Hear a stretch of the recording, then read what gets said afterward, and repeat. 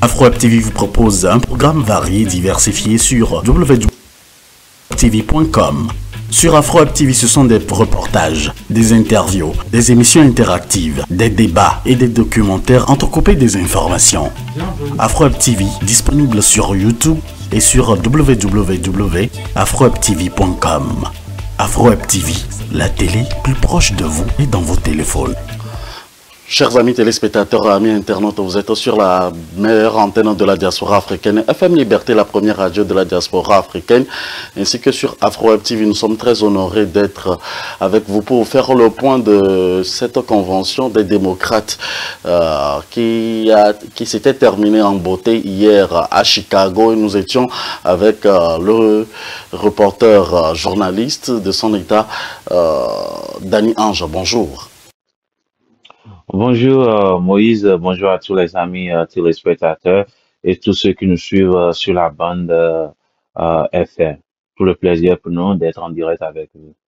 Ça fait plaisir également de vous savoir. Vraiment félicitations pour tous les efforts que vous avez pu faire également pour informer les uns les autres sur l'actualité. Puis les yeux sont dirigés vers désormais les élections. Mais bien avant d'en parler, et hier, beaucoup de manifestations ont eu lieu au cours donc, de cette dernière journée. Quel est le point que vous faites à tous les téléspectateurs et aux amis internautes qui nous suivent en ce moment, Danny Ange?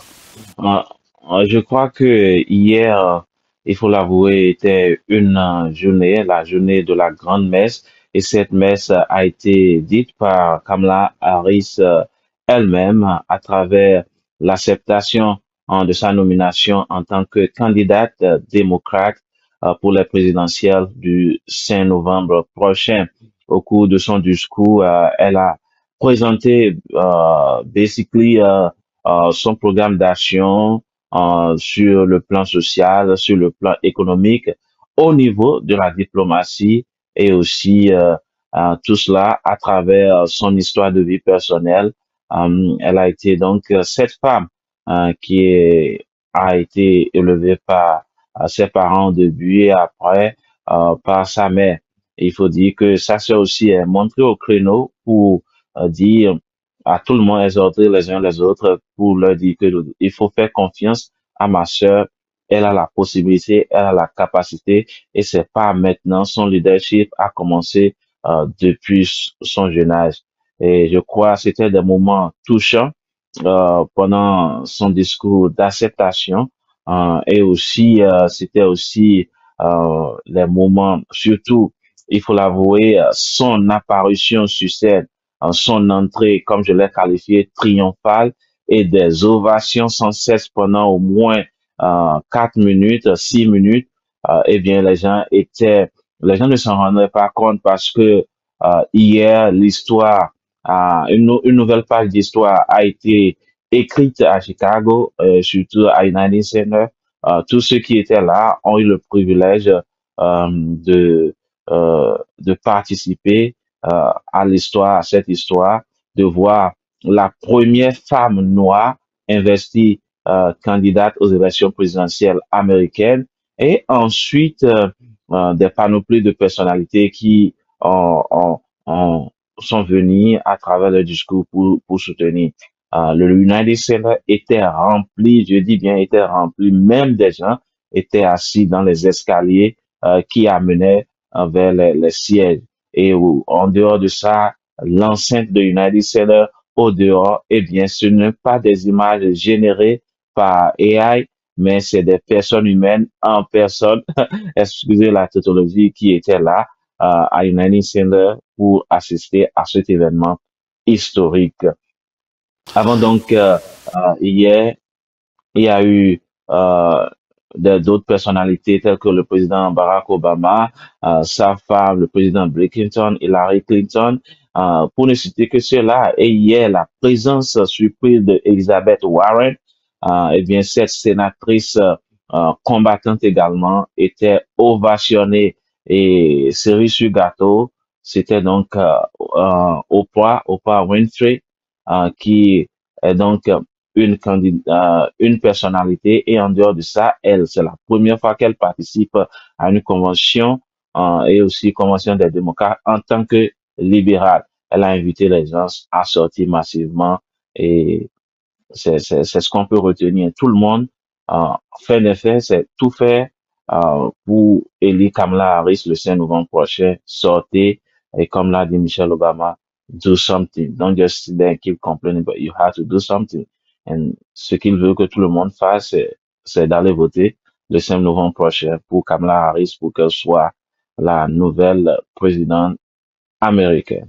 Nous avons eu également beaucoup de sensations dans le centre hier, lorsque vous le disiez à l'instant, donc Kamala Harris a fait son entrée sur scène. Elle a commencé son discours en faisant un hommage mérité au président Joe Biden, à toutes ses personnalités politiques.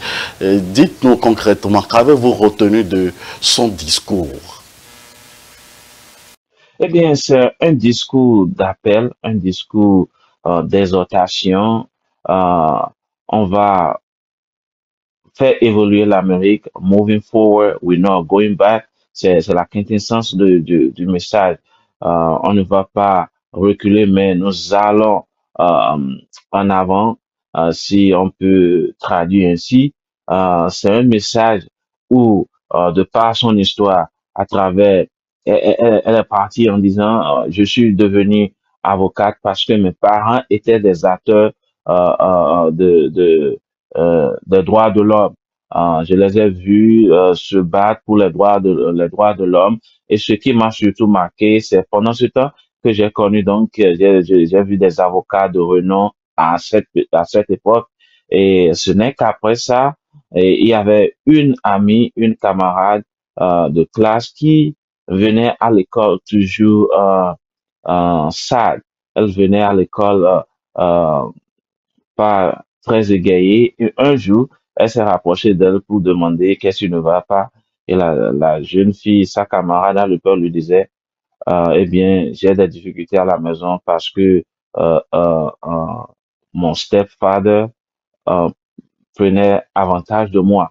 Donc, elle a dit, ah non, dès aujourd'hui, tu ne dois plus rentrer, viens habiter avec nous. Et c'est de là qu'est née, eh bien, la volonté de défendre l'être humain en général. Parce que avec tout ça, elle a eu la chance d'aller à l'école et devenir avocate. Ensuite, elle a été élue procureur et ainsi de suite. Toutes les étapes qu'elle a franchies jusqu'à la vice-présidente américaine, c'est dans des étapes qui, je cite, m'ont initié pour devenir un leader et je suis sûr le leadership que j'ai appris aux côtés de Joe Biden, à qui elle a encore rendu hommage hier, euh, eh bien, ça a renforcé mes capacités et je suis vraiment apte pour devenir une présidente américaine qui saura collaborer avec les leaders des autres pays et elle a aussi dit, elle a dénoncé l'attitude de Donald Trump qui est en train de dénigrer l'Amérique. L'Amérique est un beau pays, est un pays noble. Nous avons des valeurs, nous avons des ressources. Eh bien, moi, je ferai tout pour que l'Amérique puisse retrouver sa lettre de noblesse et aussi pour que désormais l'on puisse respecter l'Amérique. On ne sera pas, je ne serai pas comme le candidat Donald Trump qui sera à la merci de ces dictateurs à qui il veut coûte que coûte devenir ami et quelqu'un qui est si manipulable. Un discours très alléchant, un discours exceptionnel. On aura le temps de jouer des séquences de ces discours et aussi de les poster parce que nous avons retenu les moments forts de ce discours. Eh bien, pour que nos fidèles auditeurs et téléspectateurs puissent l'écouter avec la traduction en français et s'imprégner de son programme d'action et de ce qu'elle veut faire pour l'Amérique, le monde entier. L'autre chose qui a marqué ce que les gens attendaient depuis, c'est par rapport à la situation au Gaza. Eh bien, elle a dit qu'il y aura un cessez-le-feu et imminemment l'autonomie de l'Israël, sinon son indépendance est indispensable et nous allons tout faire pour amener les otages américains à la maison et aider les autres pays aussi à libérer leurs otages. C'était des messages très forts, des moments exceptionnels qui étaient ovationné par toute l'assistance, tous les délégués et tous les autres participants à cette convention des démocrates ici à Chicago. Vous le disiez à l'instant, on parlait également donc des promesses faites par la démocrate, la présidente des démocrates aux États-Unis qui sera aux élections le 5 novembre prochain. Elle a parlé également donc de l'éducation, de d'autres choses. Quelles sont les promesses que vous avez retenues de votre côté? Eh bien, l'Amérique, pour ceux qui y résident et qui connaissent l'Amérique, l'éducation occupe une place importante dans la vie de tout l'Américain, au moins jusqu'au high school. L'éducation sera une priorité, c'est un devoir, c'est un droit humain et nous devons tout faire pour rendre l'éducation en free. Elle a aussi parlé de l'assistance sociale, surtout pour les jeunes, parce que désormais, faut pas attendre 50 ans, 60 ans pour pouvoir s'acheter une maison. Nous devons mettre en place des programmes qui permettraient aux jeunes, dès qu'ils finissent le collège, être en mesure de s'acheter une maison et aussi subventionner à hauteur de 25 000 francs CFA. C'est pas grand-chose pour certains, mais cela va aider beaucoup le middle class, la basse classe, d'où elle-même, elle vient parce qu'elle a dit, je viens de la basse classe et j'ai traversé des étapes pour en arriver là où je suis aujourd'hui. Donc, je connais, je comprends la peine des uns et des autres et nous devons tout faire pour cela. La santé aussi, elle est revenue. La santé n'est pas gratuite ici et il faut payer beaucoup d'argent quand vous allez à l'hôpital. Eh bien, elle comprend cela et désormais, il y aura beaucoup de choses qui seront faites dans cette direction déjà par réduire le coût des médicaments, le coût des services et l'accès à la santé pour tous, c'est un droit fondamental, elle l'a mentionné.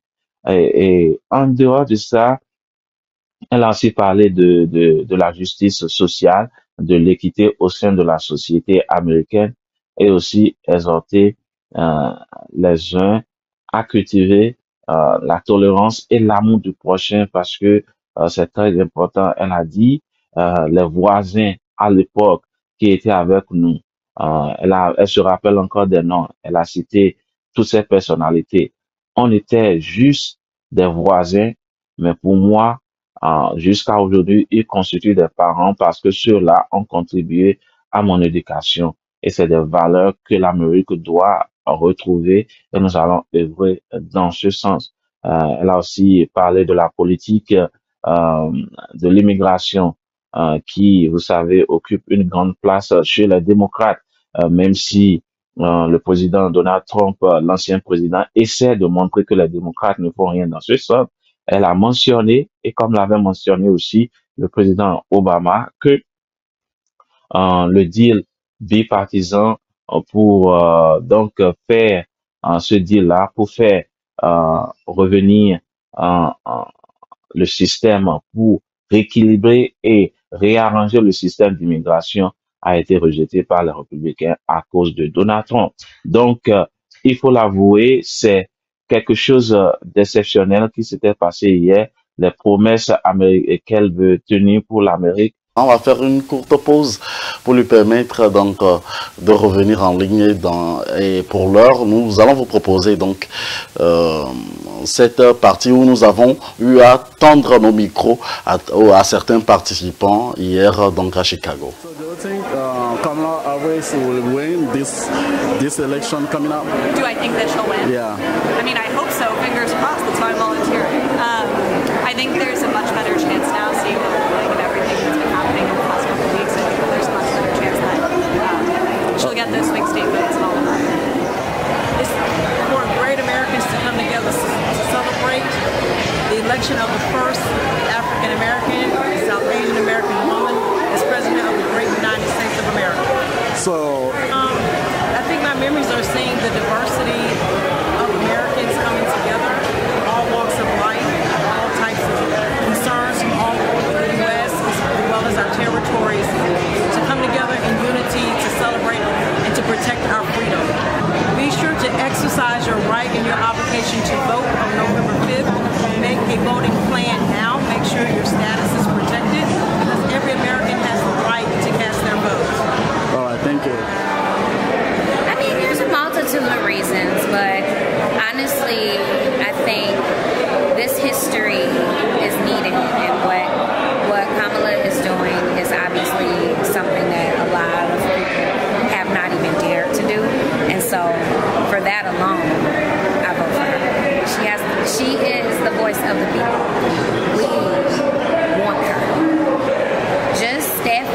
pay attention to everything.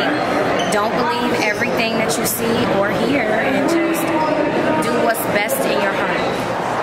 Well, it's actually my first time coming to one, so I'm just excited about the energy that's here, you know, and I'm looking for some new, younger leadership in our country, and, you know, a lot of it has to do with the way that the other side is doing things in regards to Republicans, how I think that they are following, and they're not following in the traditional pattern of Republicans are. So I'm here to support, and I want to be able to see a new leadership in the country versus going in reverse is very important. Do you think Kamala is the best choice for Democrat to win this election coming up? Yes, sir. Because I think she's here for a change. I think she's trying to look forward. I think she's a part of the women's movement. I think she's going to be in a great position to be able to do it. Yes, sure. We probably got her in a short time frame, but I do like the direction. I like what she's saying. I like what her message is doing. Yeah, the main reason voting for Kamala means access to women's health, and a lot of people don't understand that women's health means a lot of different things, but more importantly, abortion rights are something that is very important to me and important to this country, and ensuring that amidst a time where we are at jeopardy and everything that has happened with Roe versus Wade, Kamala means reassurance, and she means access to the rights that all women deserve. Do you think she will win the election coming up, and why, and Do I think she'll win the election? Yeah. I do. I think right now this country has been divided for a long time, and as time has progressed, we have been able to witness the reasons why Trump is not the candidate for us right now. We've seen the lies, we've seen the division that he has caused, we have witnessed, I mean, even right now, right, I won't say too much, but we've got a potential candidate that has a case against him, and so we know, I think the country's eyes have been opened, and they've realized that we do not and should not have Trump as president, not only because of what it means for our future, but additionally because the brand of the United States of America is also at risk. So what would be your message for everyone who are watching you right now on our channel YouTube or our TV right now? I think I would say educate yourself. Regardless of your political party, understand what each candidate represents, understand what is at risk, understand the bigger picture, and as someone who I would actually consider myself sometimes a moderate, I can sway depending on the candidates that we have. Education and research is really important to me, and so as long as that due diligence is done, I think the candidate that is the most well suited for this role is pretty obvious. All right, thank you very much. Join us on www.afrowebtv.com.